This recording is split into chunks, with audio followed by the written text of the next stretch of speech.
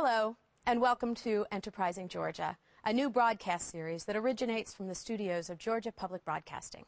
I'm Ann Ravel-Petcher, chair of the MIT Enterprise Forum of Atlanta.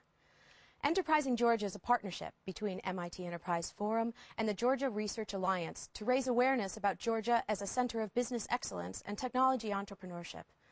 Together, we thank Georgia Tech and its Strategic Energy Institute for teaming with us to produce Energy, Security, and the Ethanol Economy.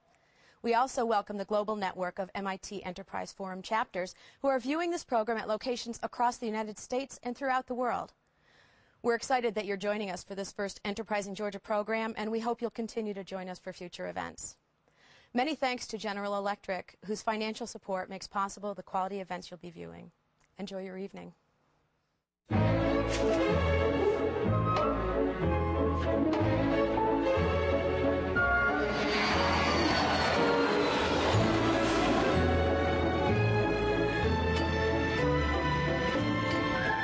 At GE, we're combining imagination with advanced technology around the world to make it a better place to live for everyone.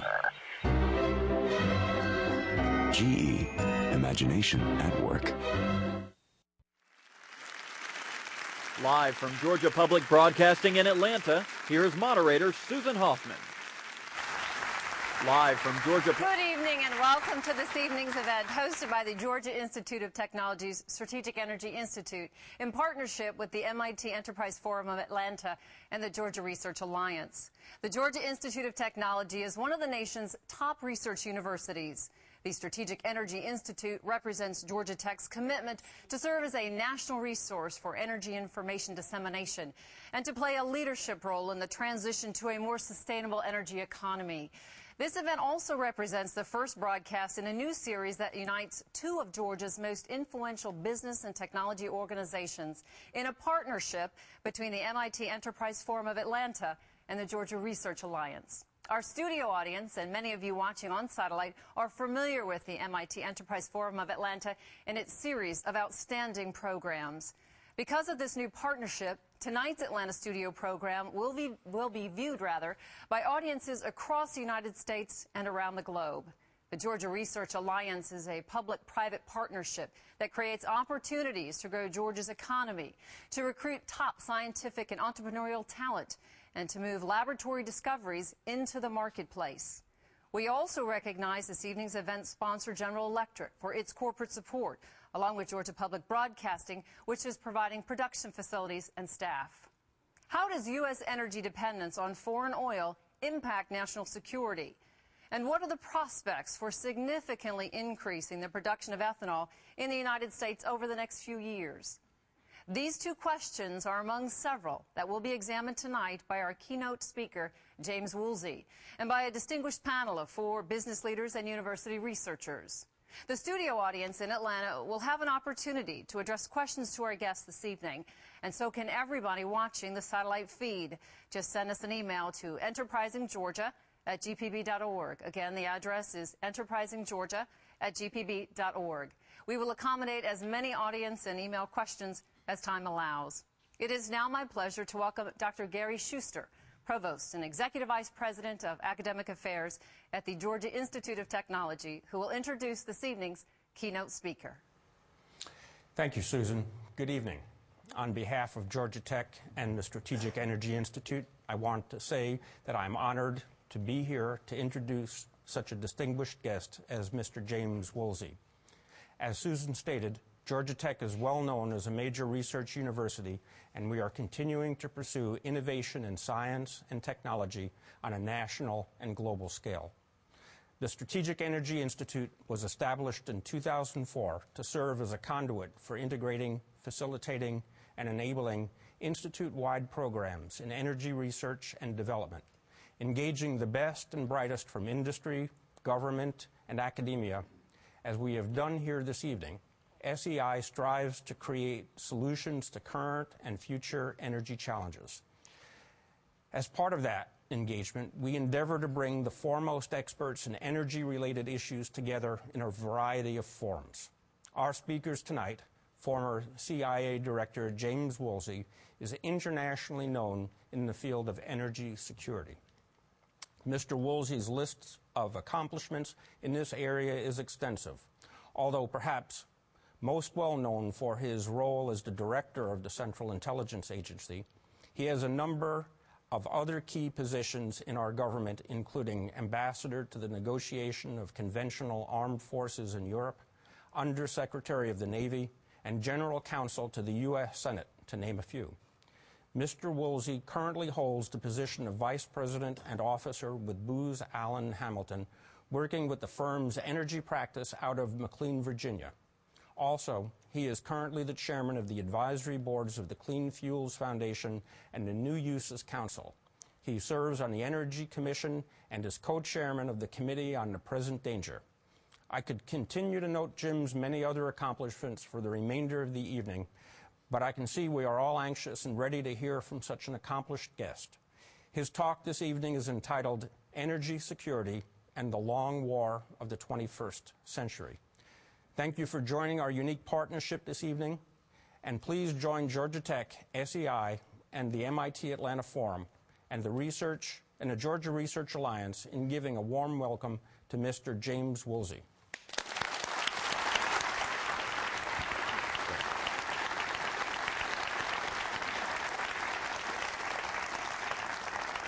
Thank you. Thank you very much, Dr. Schuster-Gary. I appreciate the very kind introduction. I was deeply honored to be asked to be the keynoter this evening, but to tell you the truth, since I spent 22 years as a Washington lawyer, and then I spent some time out at the CIA, I'm actually honored to be invited into any polite company for any purpose at all. I want to share some thoughts with you this evening about two big problems, both related to energy and influenced by energy choices, that we are going to have to cope with probably for the rest of this century. Now, most of us multitask pretty well, dealing with small and medium-sized problems, but we kind of would prefer it if there's only one huge overarching problem that we have to worry about in our lives. Unfortunately, we have two types even.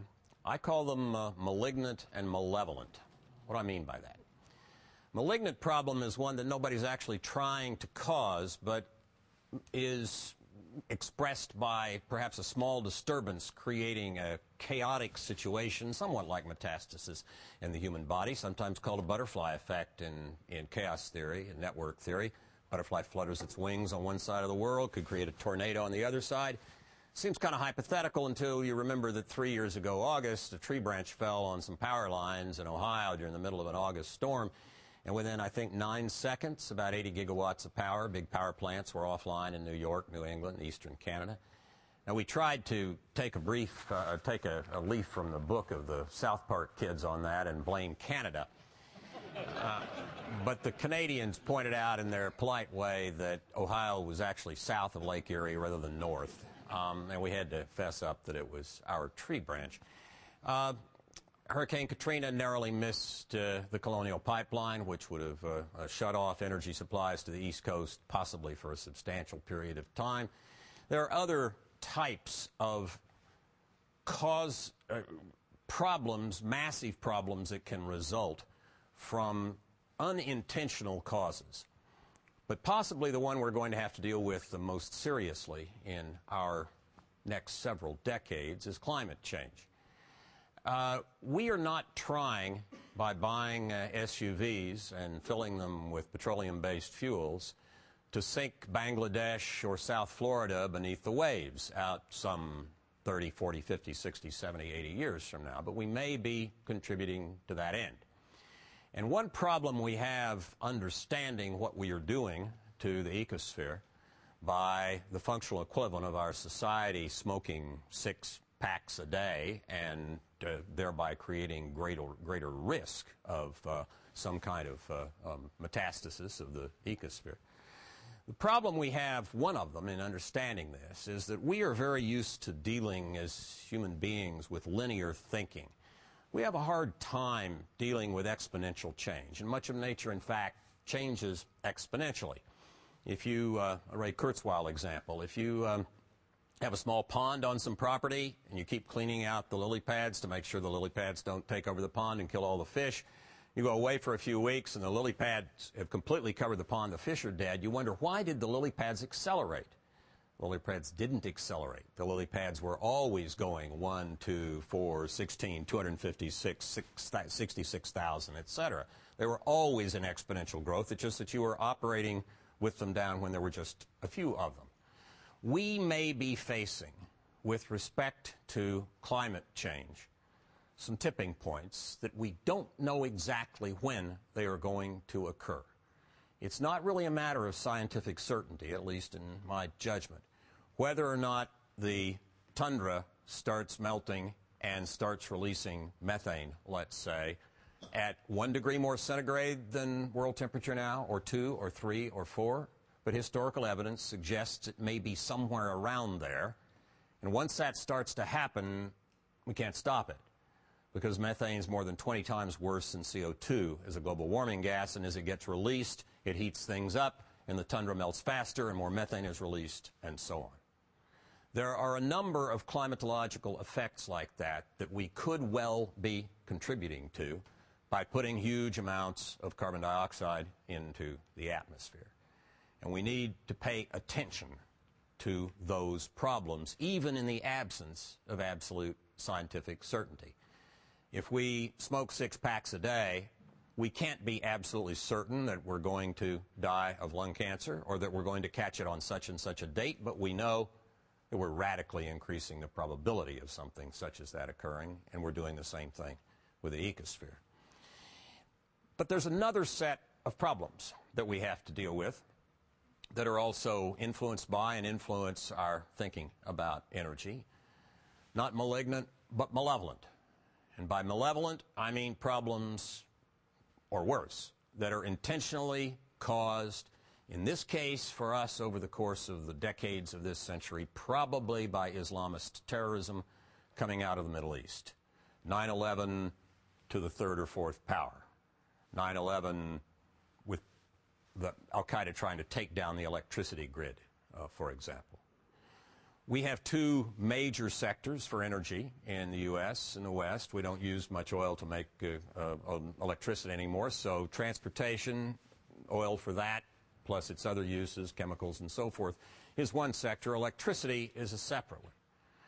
Within the electricity world, we are in a situation in which National Academy of Sciences and Engineering report of 5 years ago makes clear we have an electricity grid that is extremely vulnerable. It's vulnerable to attack on its transformers. It's vulnerable to attack on its control systems by hacking.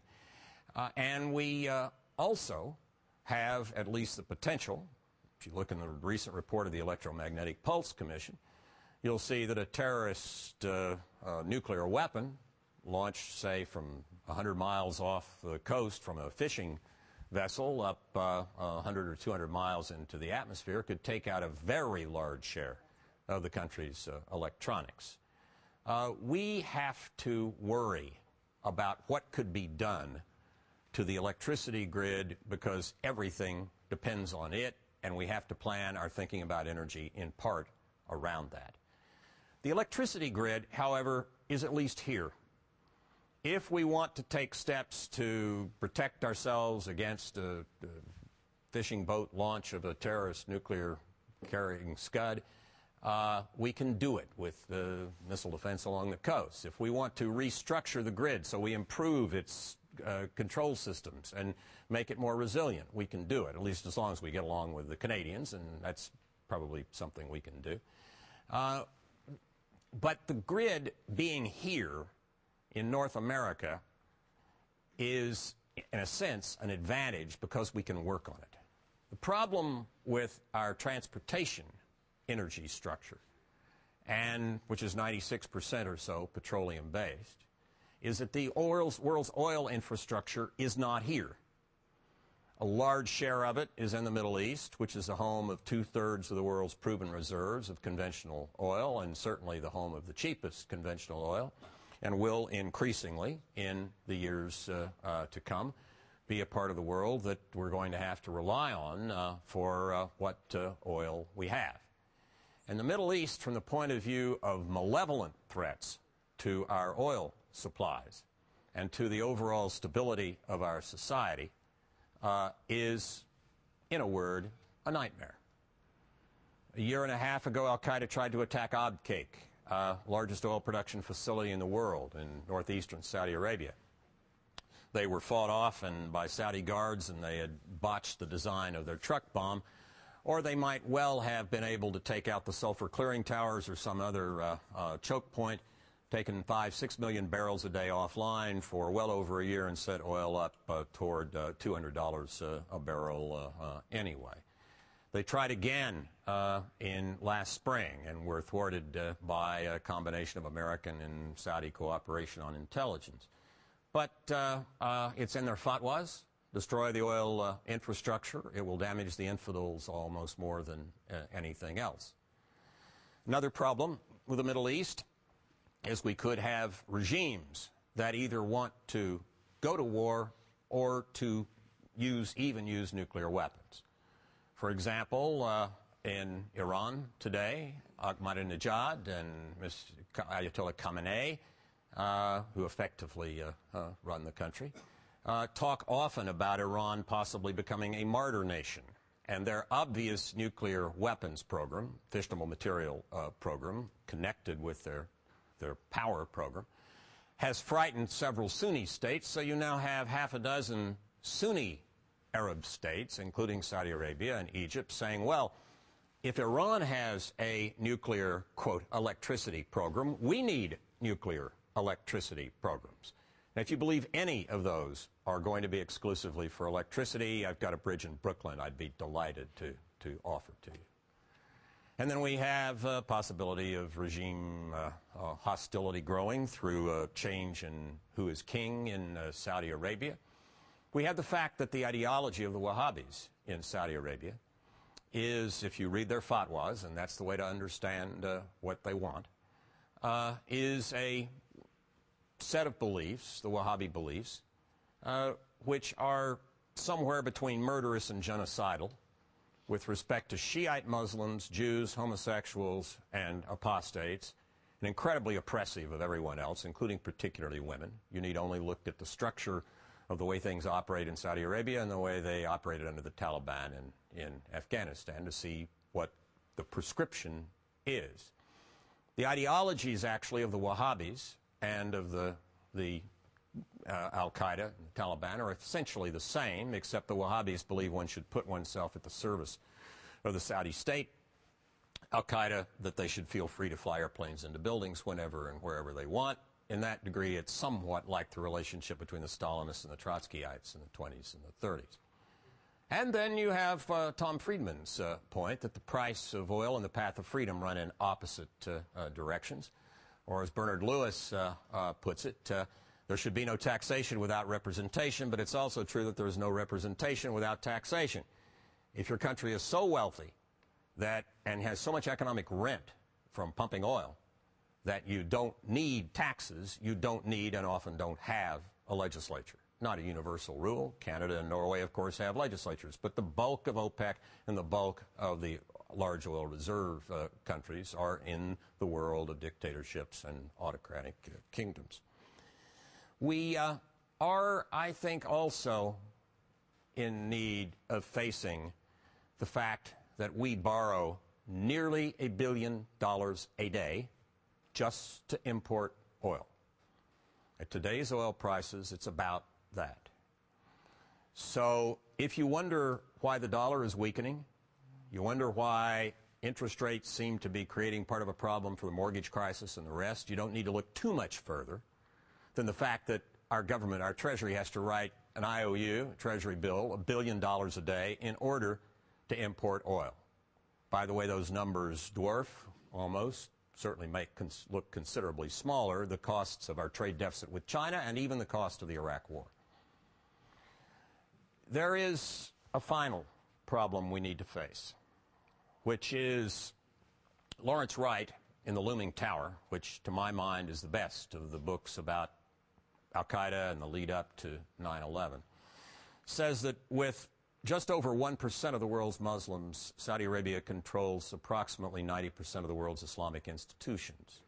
So the chances are that a madrasa in Pakistan that is teaching little Pakistani boys to hate infidels and to want to be a suicide bomber, the chance is that's a Wahhabi-funded madrasa. And so you don't need to do too much to understand who's paying for those little Pakistani boys to be taught to be suicide bombers. All you need to do is to try to remember what I try to remember to do. Next time you pull into a filling station, before you get out to get your credit card out to charge the gas, just turn the rearview mirror a few inches so you're looking into your own eyes. Now you know who's paying for the little Pakistani boy to become a suicide bomber. Well, those sets of malignant and malevolent problems are, to put it mildly, very substantial challenges for the 21st century. In my view, we don't get to duck either one. We have to pay attention to both, deal with both. But since most of us like just dealing with one big problem at a time, we tend to sometimes denigrate the other and say, look, I think climate change is hugely important. That terrorism stuff can probably be dealt with rather easily by the FBI and not much more. Or we say, terrorism is the great threat of our time. We have to put all our effort on that, and those folks who are worried about climate change and global warming are probably a bunch of tree huggers we don't need to pay much attention to. I want you to try briefly here for 5 minutes or so a thought experiment with me. Assume a dialogue between a tree hugger and a hawk. The tree hugger, I'm going to pick the ghost of John Muir. And the ghost of John Muir is worried only about climate change, not too interested in terrorism. And the hawk that we're asking him to meet with is the ghost of George S. Patton, who is not particularly interested in climate change and is worried a great deal about terrorism. Muir and Patton come together at our suggestion. Muir goes off and sits under one of his beloved redwood trees for a bit and comes back with a plan, half a dozen things he wants to suggest to Patton they might be able to get together on. Patton says, well, John, I'll listen to you, but I don't think we're going to agree on anything. But go ahead, give it a try. Muir says, okay, I've got 2 things I want to do with automobiles that would affect our reliance on petroleum. One is I want us to move, and the government to encourage us to move as quickly as possible to plug-in hybrid vehicles, which means that we drive a certain amount, 20, 30, 40 miles, on off-peak overnight electricity, and then we don't have to plug in again. We just become the car just becomes a regular hybrid until you can plug it in again and get another charge of electricity. But that would take a 50-mile-a-gallon Prius, let's say, up to, George, about 125 miles a gallon. It seems to be the case on all the prototypes that are now running. What do you think of that? Patton says, well, it's fine with me. Reduces our reliance on oil. You know, I don't mind oil as oil, but it comes from the Middle East. It helps finance the terrorism. Sure, let's do it. I didn't think we'd agree on anything, John, but all right. Muir says, okay, here's my second one. We also make it necessary that all of these cars be flexible fuel vehicles. It only costs about $50 a car. It's much simpler than putting in seat belts. They can use ethanol. They can use butanol. They can use methanol. They can use any of a range of alternative fuels. Right now, the most promising and producible looks to be ethanol. That may change as chemistry and science move us along, but we can get started. And that will also improve climate change a bit with ethanol from corn, more with ethanol or butanol from cellulosic feedstocks. I like that, but from your point of view, George, you ought to like it because it's not oil. Patton says, yeah, you're 2 for 2. I didn't expect this. I don't agree with why you're doing it, but it looks like we want to do the same thing. I'm with you. What's next? Muir says, okay, turning to electricity. He said, look at what has happened in California in the last 20 years. They decided 20 years ago they were going to change the rules for the utilities and tell them they would not be able to make more money anymore by just producing electricity and marking it up. No return on sales, return on investment. If you invest, including in energy savings investments, you get a return on that. California hasn't done everything right, to put it mildly, George, but they did this right. And over the last 20 years, their electricity use per capita has been absolutely flat. Rest of the country, it's gone up 60%. Patton says, hey, John, you're a Californian, I'm a Californian. Why can't people learn from California? I know we're a little crazy out there, but this is right. Muir says, well, it's complicated. It probably has to do mainly with the public utility commissions in the rest of the country, because only Idaho has followed California. Patton says, well, let's just find out who writes the efficiency reports for these other public utility commissioners in the rest of the country and relieve them of command. Let's get to their commanding officer. And Muir says, George, it's not that easy. It's more complicated. But we're together on this one, too, right? 3 for 3? Patton says, absolutely. Muir says, okay, I've got another one. Denmark. Danes 20 years ago decided to maximize the use of waste heat. Denmark, George, if you've got a coking plant on one side of the road and produce a lot of extra heat, and I've got an aluminum plant on the other side, you string an electric wire over to me, you drive a generator, I buy your electricity very cheaply. The Danes get 50% of their electricity for their whole country out of waste heat, combined heat and power, it's called, or cogen. We do that very little here, way under 10%. Patton says, why? Muir says, well, I think it's our friends in the Public Utility Commissions again.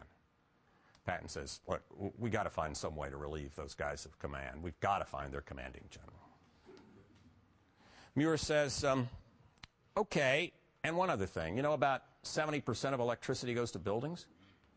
He said, we've got some new studies, Rocky Mountain Institute and others, that make it clear that if you just take the projects to improve buildings' electricity use around the world that have a 10% or better internal rate of return, that is, make money, sometimes in a year or 2 or 3, sometimes in 10, but all of these make money, and you undertake those, it reduces CO2 emissions by more than half of what you need to hold CO2 emissions at 550 parts per million or less, which is about double where they were at the beginning of the industrial age, and may not be enough, but it's a lot better than most other steps that people are talking about.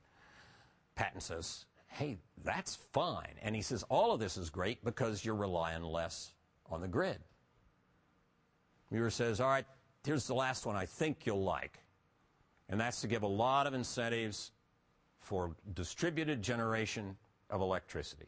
Rooftop solar, local wind, heat pumps for shallow geothermal, a number of things, but probably solar is coming the fastest. Wind has gotten to be very good recently, but solar is coming down and down and down in cost. It's already below rooftop solar, is below the cost of peak power in California. It's about double the cost of peak power in the rest of the country, but it will be there, I think, in a very few years that you can buy power from your roof for about the same thing as you can buy it from the grid. Patton says, again, he said, this is using your small units.